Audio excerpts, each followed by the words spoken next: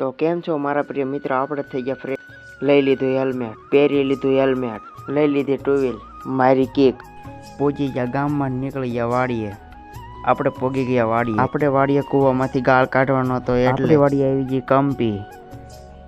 એમ પા બપ્પા ઉતરી ગયા હતા કૂવામાં. કૂવામાંથી ભરાઈને આવી ગયું છે ડોગલું. આપણે આવી ગયા ડોગલાને, આપણે લઈ ગયા ખોલવા ડોગલું.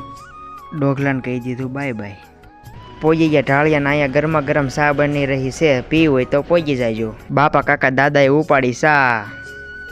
આપણે બે ઘૂંટડા હાલવી, પછી આપણે નીકળી ગયા ખજાનો કાઢવા કૂવામાં. બપોરા થઈ ગયા પછી આપણે બેસી ગયા રોંઢો કરવા. આપણે આવી ગયા આંબાના સાયડા નીચે. કલાક પછી એટલે 3-3:30 વાગ્યા ઓરે.